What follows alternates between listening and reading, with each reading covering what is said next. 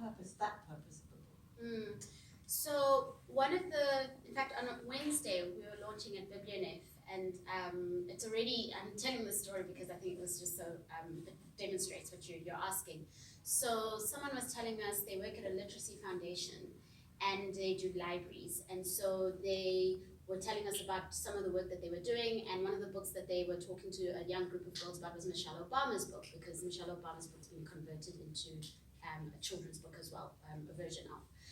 And so the girls love it, and then they're like, well, where are the South African stories? So that's the one thing, is that for a long time, this kind of genre has really told the stories of women in the US.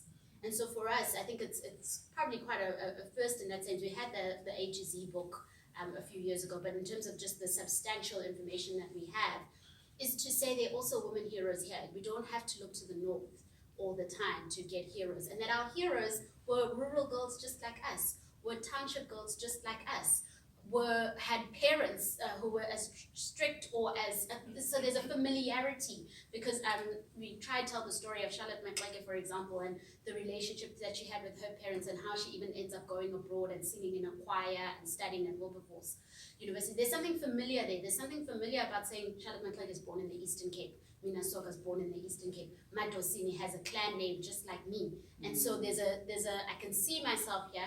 And I mean, Madosini is wearing umbato. And maybe if I'm a rural girl who's been exposed to this, I can still travel the world. I don't have to let go of who I am in order to be able to access the world in a particular way. Someone like Mama Esther Mahlangu, who's very much a cultural custodian. And so we want kids to be able to see that part of their lives, and also know that they've got access to the world. I think a lot of our women are transnational women. And that's another thing of the only way to access the world is to speak English, is to access the world in a particular way. Yes, that's great, and there's nothing wrong with that. But Mama Esther doesn't speak a word of English, and she's managed to change the landscape of the arts. Madosini has changed the ways in which we think about music. Musin Hlongo never changed her attire. She's from Inanda. So there's that, but it's because, and often when people say, you know, we want to see people who look like us, they kind of think of it as very parochial, as though that's where you begin and end.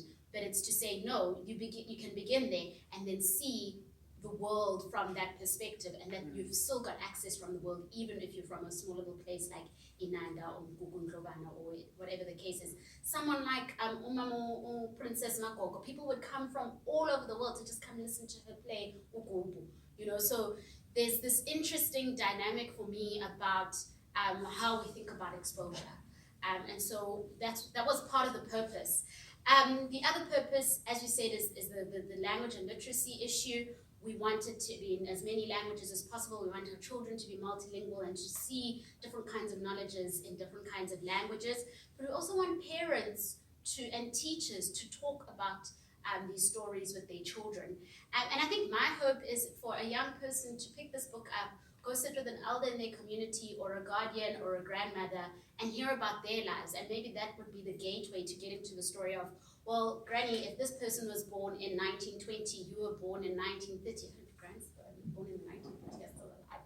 My granny's still alive. Yes, your granny's still alive. Or Koko, in fact, or great-grandmother. Some people's great-grandmothers are still alive, to say, tell us about your lives. Because I think we take the stories of our own grandmothers and mothers so for granted until maybe the light bulb switches on about something else, and maybe this will be the light bulb. So I am a huge proponent of women writing their own stories, women telling their own stories, and I'm hoping this will be a gateway as well. You so belong in Woman's Own.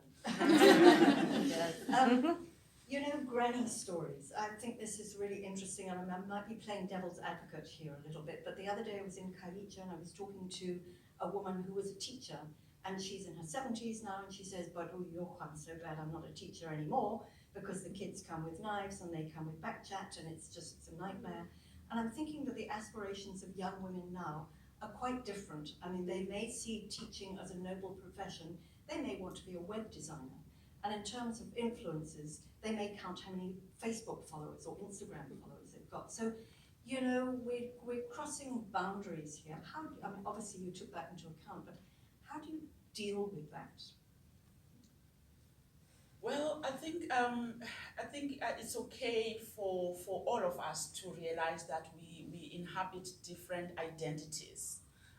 That you may start off being a teacher, but you might also change from being a teacher to being something else. And so it's okay to do that without making teaching or nursing or social work look like they are inferior professions.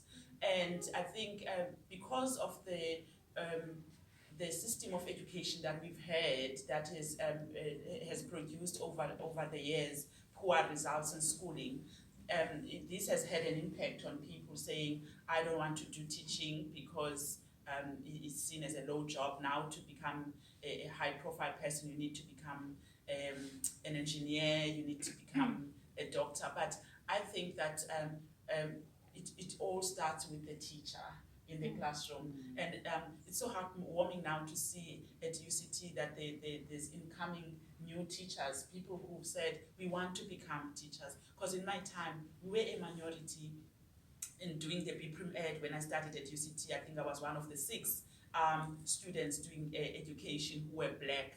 And so I often wondered, why are we not going for teaching? So I think we have to change that narrative to say not all teachers are bad, and that not all teachers don't have a vision, but we must also look at a broader system and how it shapes the thinking of the people and change the narrative. I think with these books we are changing the narrative, that it's also not about getting many likes on Facebook.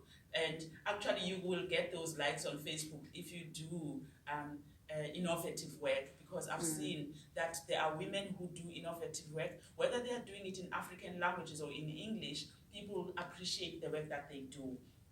So we need to not just be like kind of posting for fun, but also just showing the work that people are doing out there. And I think the narrative is changing. We are beginning to see from different organizations people doing greater work, and we are sharing that work, and we're discovering also amongst ourselves who's done what. And so I think there's a lot that can happen to shape our youth to see that they can be many things. I'm a lecturer now at the University of Cape Town, but I still see myself as a classroom teacher, so I enjoy being back in the classroom. And you know me also having worked in community with community reading clubs where we sit with children, you know, in classroom on a Saturday and outside and playing games and doing all sorts of things. It's like I go back to my childhood when I do that kind of work. So we can be all over in the work as long as we produce the work that's required. Can I add to that? So one of the women that was really fascinating for me and was one of those aha moments is Louisa Mvembe, to this point about technology. So she was a healer in Gauteng, and when you think of technology, we kind of think about it as this stuff, you know? But for her, the technology was writing. So she wasn't able to read and write, but she knew she could hire someone to do the reading and writing for her. And she would hire people to write her adverts. She would hire people to write her testimonials. And so for me, that was such an interesting way of thinking about, she was using the latest technology available then. And so when we think of technology, it's the latest tool that helps you get what it is that you want.